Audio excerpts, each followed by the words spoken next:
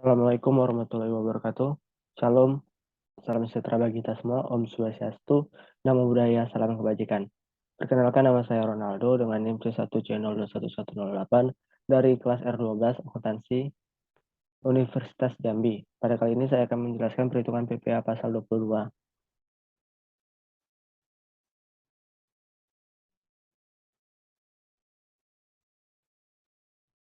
Yang pertama, pengertian PPA pasal 22. Pajak penghasilan PPA pasal 22 adalah pajak yang dibebankan kepada badan usaha baik milik pemerintah atau BUMN maupun swasta yang melakukan kegiatan perdagangan ekspor impor ataupun reimpor. Yang kedua, perhitungan PPA 22 impor. Menurut Undang-Undang Nomor 36 Tahun 2008 tentang pajak penghasilan, PPA 22 impor adalah bentuk pemotongan pajak terhadap wajib pajak yang melakukan kegiatan perdagangan barang impor. Tarif PPA impor barang pasal 22. 1. Jika menggunakan angka pengenal importir, maka tarif PPA impornya adalah 2,5%.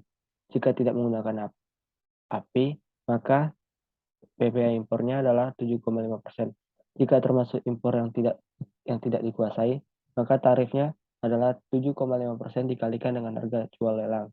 Yang keempat, untuk pembelian barang atau DJPB, bendara pemerintah, BUMN atau BUMD, maka tarif PPA impornya adalah 1,5% dikali dengan harga pembelian, tidak termasuk PPN dan tidak final.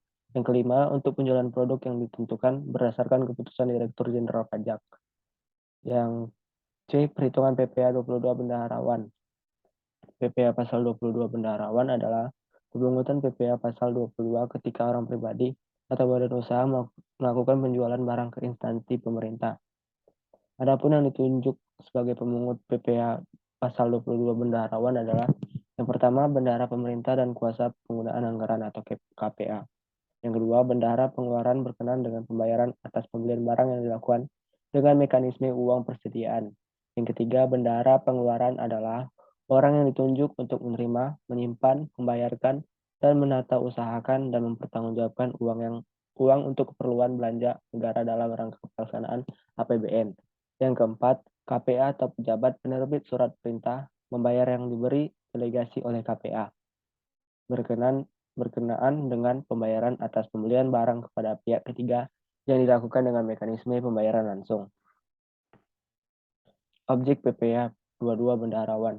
Berdasarkan Undang-Undang Nomor 36 2008, objek pajak PPA pasal 22 adalah barang yang dianggap menguntungkan. Maksudnya adalah baik penjual maupun pembeli sama-sama bisa mengambil keuntungan dari transaksi perdagangan tersebut.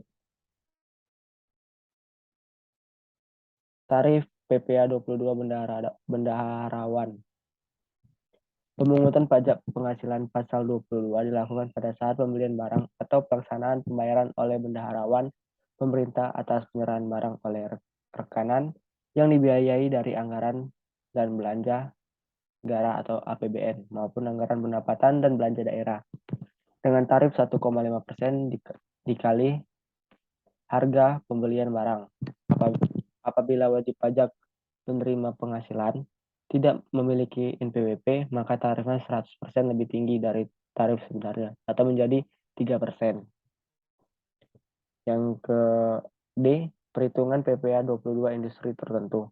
Termasuk pemungut PPA pasal 22 adalah badan usaha industri atau eksportir tertentu, yaitu yang melakukan pembelian bahan-bahan berupa hasil kehutanan, perkebunan, pertanian, peternakan, dan perikanan yang belum melalui proses industri manufaktur untuk keperluan industrinya atau ekspornya. Contoh industri atau eksportir sebagai pemungut PPA pasal 22 antara lain 1. Eksportir kayu manis yang melakukan pembelian kayu manis. 2. Eksportir pala yang melakukan pembelian pala. Yang ketiga, industri plywood yang melakukan pembelian kayu. Yang keempat, industri penggalengan ikan yang melakukan pembelian ikan.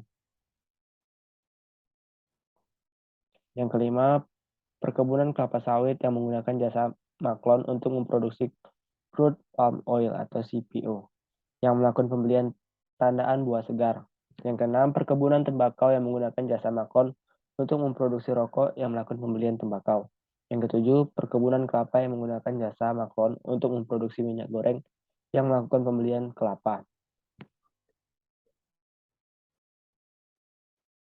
Itulah materi yang dapat saya sampaikan tadi. Jika ada salah-salah pengucapan kata atau kekeliruan yang saya ucapkan, mohon dimaafkan. Terima kasih.